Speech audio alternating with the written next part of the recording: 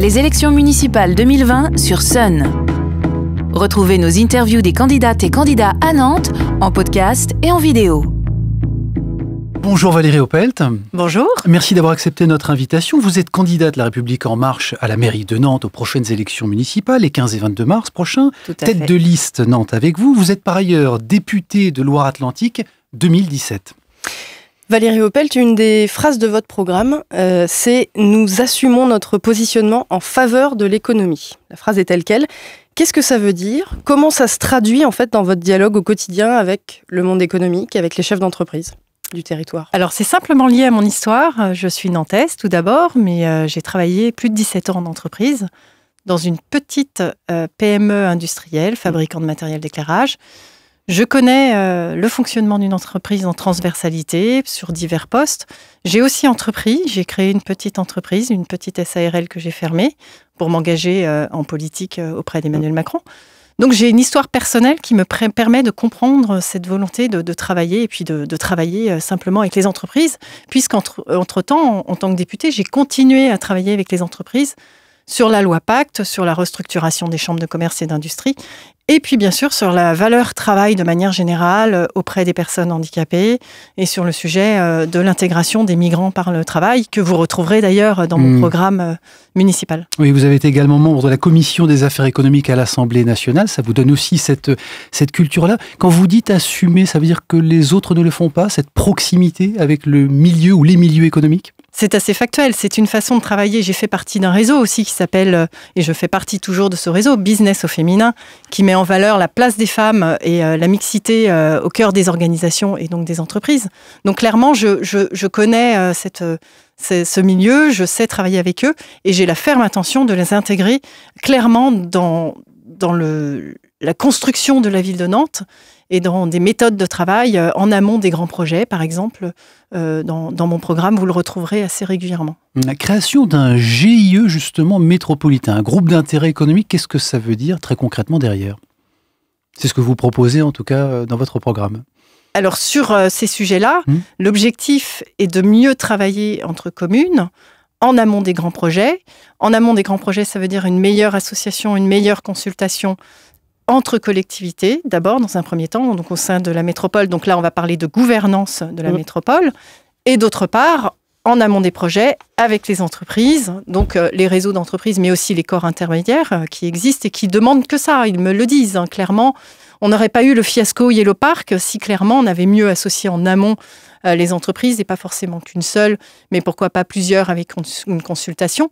Même problème pour l'Arbre Héron qui est un beau projet, mais qui n'est pas correctement budgétisé, tout simplement parce qu'on n'a pas budgétisé avec les entreprises en amont et que l'on va chercher les entreprises dans un second temps uniquement. Donc, projet je pense que c'est sur une lequel question de méthode. Vous n'êtes pas opposé sur ce projet-là, vous le signalez. Sur l'Arbre Héron, non, je ne suis pas opposée, mais par contre, je suis prête à le brider en termes de finances publiques parce qu'on ne peut pas se permettre de prévoir des budgets avec autant d'erreurs. Là, on était à 35 millions d'euros, on entend parler de 60 millions d'euros, c'est pas clair.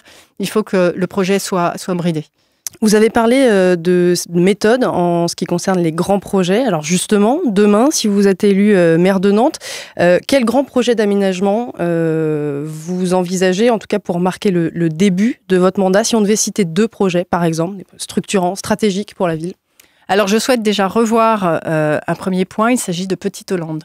Quand vous savez que Petite Hollande a été travaillé avec des budgets qui sont de l'ordre de presque 90 millions d'euros TTC, clairement, cela pose question quand vous savez que le Trocadéro qui va être fait, on est à un budget de 78 millions d'euros. Donc, on a des différences énormes. Donc, l'objectif est de mieux travailler, par exemple, ce projet.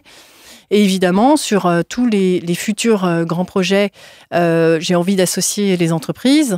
Je pense, par exemple, au futur ancien CHU, l'Hôtel-Dieu, où j'ai la ferme intention de revoir ce lieu. On annoncera, et le programme va bientôt sortir, un parc, un Central Park, Mais pas seulement. L'objectif n'est pas de raser le patrimoine en cours, le patrimoine présent. Je pense à la croix Rouspitz qu'il faut, à mon sens, garder.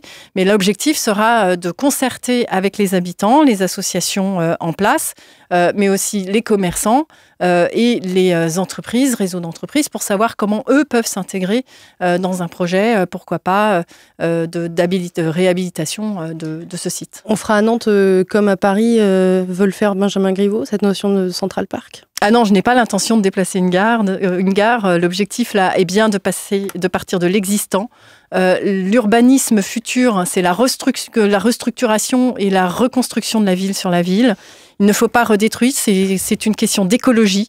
Si vous détruisez l'existant, vous posez à nouveau des problèmes sur le futur de la ville. Donc l'objectif est de justement prévoir un nouveau projet en concertation avec les habitants, mais ce sera le cas de tous les projets, et plus petits projets d'ailleurs au niveau des quartiers, parce qu'il faut recréer des villages dans la ville, et créer des villages dans la ville, c'est mieux installer des entreprises, pourquoi pas dans les quartiers politiques de la ville, et mieux se concerter en amont avec eux.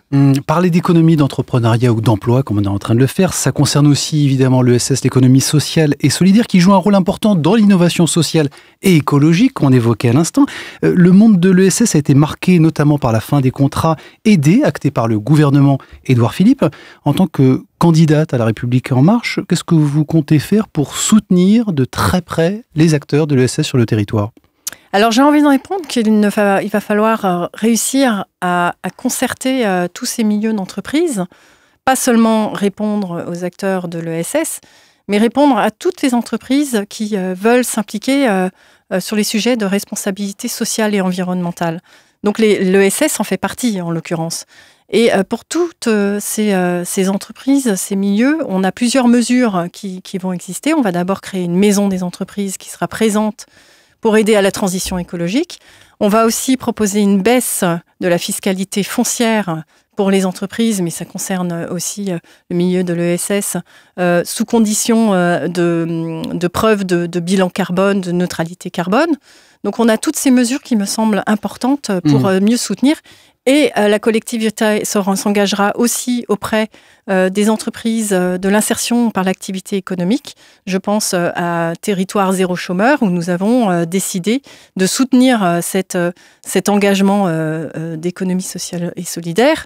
Territoire Zéro Chômeur sera installé dans certains quartiers, expérimenté. On soutiendra cette action. Donc ce sont des exemples très concrets. Un regard sur le centre-ville, justement, vous l'avez évoqué un petit peu, qui souffre notamment de la concurrence des GAFA, en tout cas du e-commerce plus largement, et des centres commerciaux en périphérie qui continuent de se développer. Vous avez parlé justement de la fiscalité ou du foncier. Quelles sont les autres mesures pour encourager ou redynamiser ces centres-villes qui sont désertés, déshydratés de plus en plus ? Alors effectivement, pour les commerces, et j'ai fait le tour ce matin encore de quelques commerces, ils ont une grande souffrance actuelle par rapport aux manifestations. On a subi Notre-Dame-des-Landes, les Gilets jaunes et maintenant la réforme des retraites. Donc clairement, il va falloir être très actif et être auprès d'eux, aller les voir déjà dans un premier temps, donc mettre des élus de terrain qui soient capables de créer des connexions avec les commerçants. Et on a une proposition qui me semble intéressante, c'est une aide de phase d'amorçage auprès des commerçants, des indépendants, pour faire en sorte que la ville puisse accueillir des indépendants, des commerçants qui puissent proposer autre chose que ce que l'on peut voir dans toutes les villes. Je pense aux franchises principalement. La ville accueille ici presque 85% de franchises. J'ai pas envie que Nantes soit la ville identique à toutes celles des autres. Donc on poussera les indépendants dans leur phase d'amorçage. Une question sur la mobilité, puisque c'est un point important aujourd'hui pour le développement économique, et on parlait par exemple du centre-ville, c'est le cas aussi. On sait qu'aujourd'hui, tout le monde le reconnaît, il y a des soucis de mobilité, que ce soit par la voiture, par les transports en commun. Les premières réponses que vous souhaiteriez apporter sur votre mandature? Oui, il faut savoir qu'environ 57% des voitures viennent de l'extérieur du périphérique. Donc l'enjeu, c'est de réussir à désengorger cette ville. Pour désengorger cette ville, il va falloir proposer un mix transport qui présente aussi bien une adaptation des transports en commun en circularité. On a annoncé d'ailleurs l'étude d'un VAL, véhicule automatique au niveau du périph', des extérieurs du périph'. On parle de métro aérien, c'est ça ? Métro aérien, oui, tout à fait. C'est automatique. Ce sont des VAL. On a annoncé aussi des parkings relais supplémentaires, donc 5 parkings relais comprenant 4000 places supplémentaires pour permettre aux véhicules de se stopper en dehors du périphérique. On annonce aussi un plan vélo ambitieux et j'ai envie aussi d'exploiter beaucoup mieux la Loire. La Loire, quand vous la regardez, elle est assez vide. L'objectif, et mon objectif, c'est de tourner les Nantais et Nantaises vers son fleuve. Et l'une des solutions pour répondre aux enjeux de mobilité, c'est de développer, tel que Venise, parce que nous sommes la Venise de l'Ouest, un système type Vaporetto, donc développer le Navibus pour mieux tourner autour de l'île de Nantes, proposer effectivement des solutions de transport jusqu'à la gare sud, mais aussi développer jusqu'à Saint-Nazaire et pourquoi pas avec des arrêts à Couéron, le Pèlerin, ce qui permettrait de désengorger le périphérique, désengorger aussi les 4 voies qui sont actuellement pleines. Donc c'est aussi prolonger ce qui a déjà été largement amorcé, ce qui est déjà en cours. Des navettes existent. La question du débat sur la Loire a été menée sur le mandat précédent. Le lien des Nantais à la Loire a été abordé déjà. Vous voulez prendre la suite ? Alors non, clairement, c'est une ambition bien supérieure. Des bords de Loire, effectivement, le sujet de la Loire a été abordé, mais quel est le résultat derrière ? Il y a eu effectivement des bords de Loire qui répond en partie à une demande, mais pour le reste, globalement, je n'ai rien vu d'ambitieux. Navibus existe, il est très peu ambitieux actuellement, et pourtant on a affaire à un armateur qui a envie d'aller beaucoup plus loin.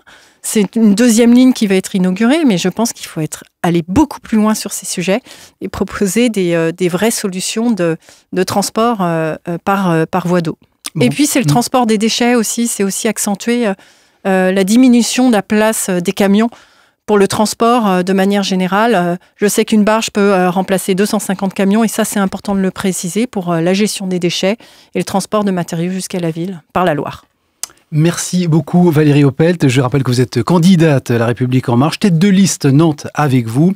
Et vous participez bien sûr aux élections municipales dont les tours auront lieu le 15 et le 22 mars prochain. Merci beaucoup. Merci. Merci.